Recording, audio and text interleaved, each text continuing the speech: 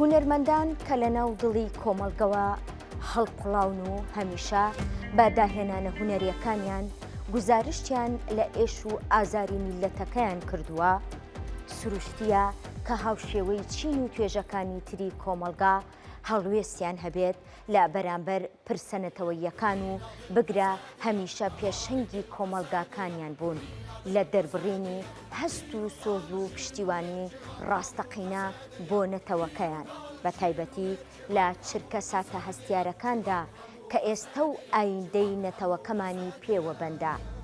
هەل لەم سۆنگەیەوە سروشتیە کە ڕایگشتی لەو چرکە ساتە هەستیارانەدا هەڵوێستی کەسایەتی ناسرا و کاریگەریەکانی کۆمەڵگا بە هەند وەربگیرێ و چاوەڕوانی ئەوەیان لێ بکات شان بەشانی کۆمەڵانی خەڵک هەڵوێست وەربگرن بەرامبەر ئەو پێشێلکارانەی کە دەرحەق بە گەلەکەمان دەکرێت. هونەرمەندان و نووسەرانی کوردیش هەر لە سەرەتای ئەو شاڵاوە نامرۆڤانەی چەکدارانی لایەنگرانی ئەبوو محەممەدی جۆلانی سەرۆکی کاتی سووریا لە هەر چوار پارچەی کوردستان و دەرەوەی کوردستانیش هەڵوێستی نەتەوەی خۆیان تۆمار کردووە و دەنگی خۆیان خستۆتە پاڵ دەنگی هونەرمەندانی بە ئەرمەکی ڕۆژئاوای کوردستان کە لەم دووڕیانە چارەنووس سازەدا شانبەشانی شەروانان چەکیان هەڵگرتووە و پشتیوانی خۆیان بۆ خەباتی ڕەوای نەتەوەکەیان لە ڕووی ئەو شاڵاوە کۆنەپەرستیانەوە دەسەڵاتدارانی دیمەشق بۆ سەرخاکی کوردستان دووپاتی کردوێتەوە.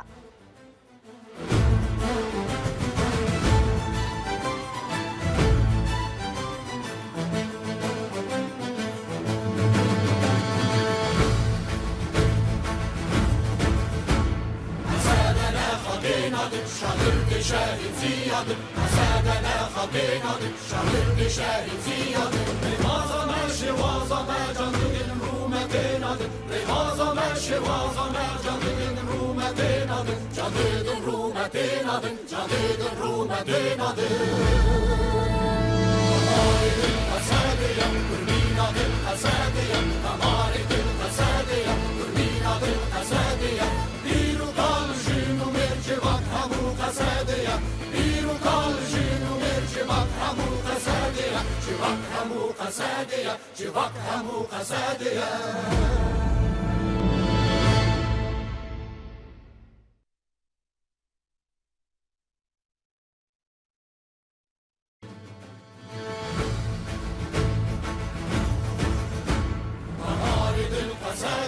كلنا بالقسادية أمارد القسادية كلنا بالقسادية ديرو قال جنو مرجبك همو قسادية ديرو قال جنو مرجبك همو قسادية جبك همو قسادية جبك همو قسادية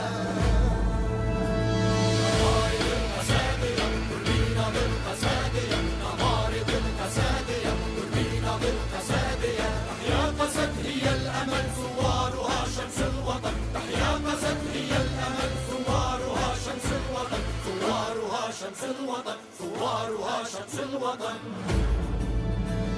أمارد القسادية كلنا بالقسادية أمارد القسادية كلنا بالقسادية سڵاتان لێبێت. هەواڵی هونەری ئەمڕۆمان تایبەت ئەبێت بەو پاڵپشتی و هاوکاریانەی کە هونەرمەندان و ڕۆشنبیران دەربارەی ڕۆژئاوای خۆشەویست ئەنجامی دەدەن.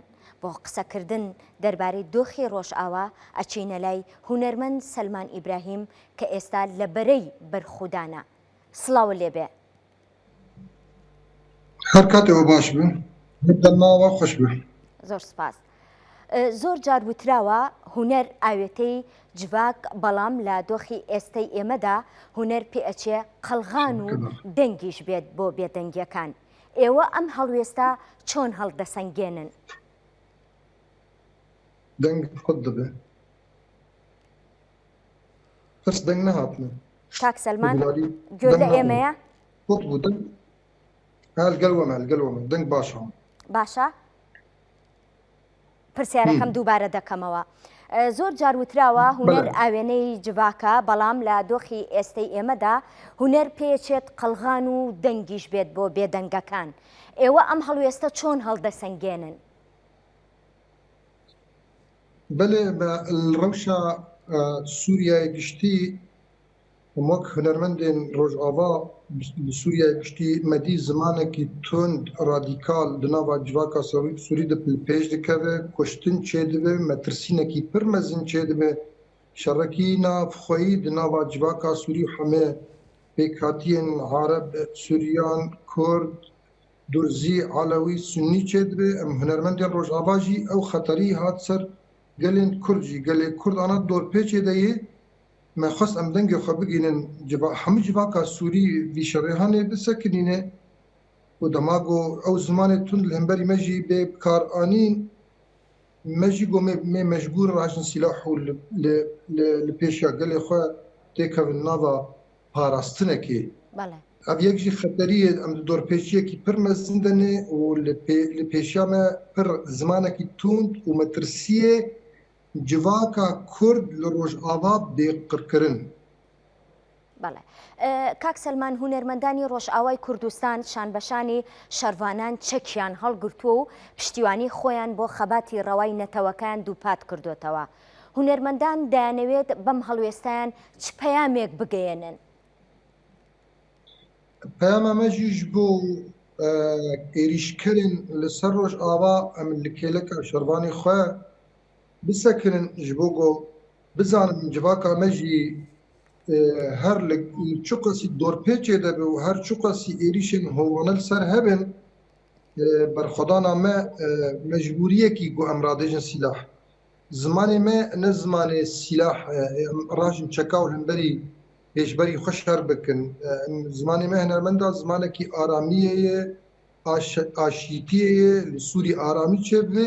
Lê dema got em jî ji mecbûriyê razin sîlah em ê jî şerekî kafirî bikin, em ê jî şerekî ji bo zarokê xwe, zarokê welatê xwe, ji bo hebûna xwe û ev jî yek di vê mecbûriyê de em radêjin sîlah ji bo got dunya giş bizanibe em hunermend dijî şerrin, dijî şerkiriyê ne, dijî qirkirinê ne. Lê dema got em mecbûr rajêne jî em ê bi xurtî rajêne. Erê êl beramberî me mecbûr dike. Lê em jî karibin bersiva xwe bidin û çareseriya wê jî bêçare dihêlin got em rajin sîlah. بەڵێ. کاک سەلمان، هەڵوێستی هونەرمەندانی پارچەکانی تری کوردستان بەرامبەر بە ڕۆژئاوا چۆن هەڵدەسەنگێنی؟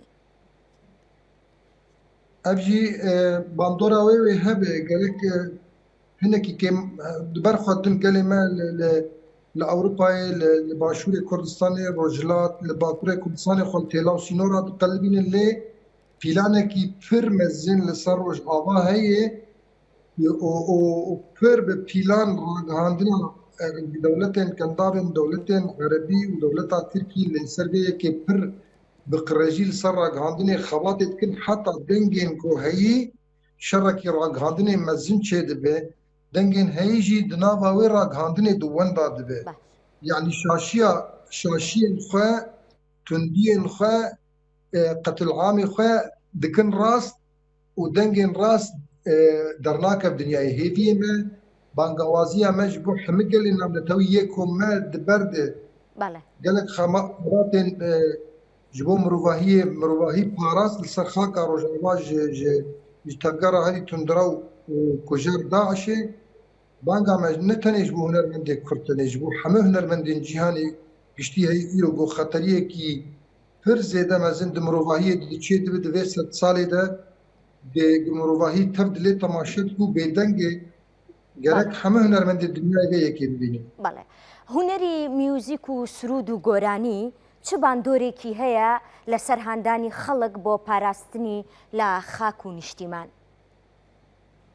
بەڵێ li ser xaka me dîrokî em sirûd û stranê xwe bi dehê salan me li ser vê di vê şoreşê digotine bi hezara stran me çêkirine. Stranê me jî hemû ji bo mirovahiyê bûn, stranê me ji bo hemû ji bo aramiyê û aşîtiyê bûn, سترانی ما سترانی شورشگری بون جبو آباکرنا سوریای گشتی بو جواکا سوریای بو بله لی باندورا سترانا دروشا ایرودیا هید شردی دو آنبار بوده و ایریشی لسر روش آوا باندورا ویل لگلی ما چه دبه نشتیمان پروری ولات پارێزی خۆ پاراستن خەتەریە گۆلسەروان هەیە دسترانێ دە ئەم بینن زمان خەتەرێکی بێهەمپا هەیە لەسەر وڵاتێمە ji ber em jî berveyekê pêşkêş dikin stranê xwe ji bo gelê xwe ji bo gelê me bi moralekî mezin di nava Rûsyayê de di ber xwe bide neçariya me bênê çarin ji bilî berxwedanê pê be.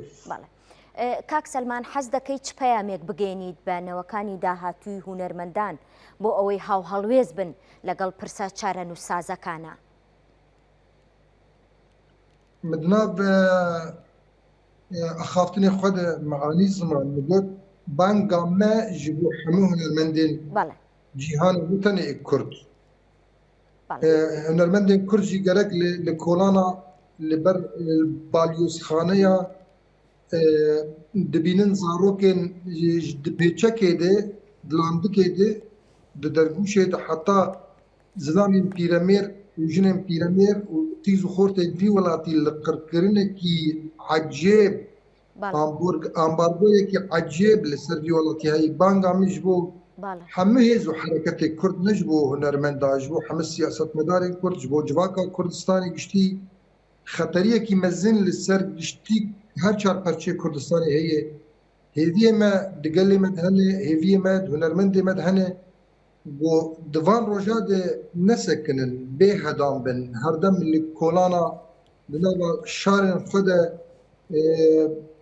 timîn biqîrin ji bo dê kuştinê bisekinînin vê zimanê tund bisekirîn vên êrişên hovane û terorîst bisekirîn ser gelê xwe. سوپاس بۆ هونەرمەند سەلمان ئیبراهیم کە لەگەڵمان ئامادە بووی.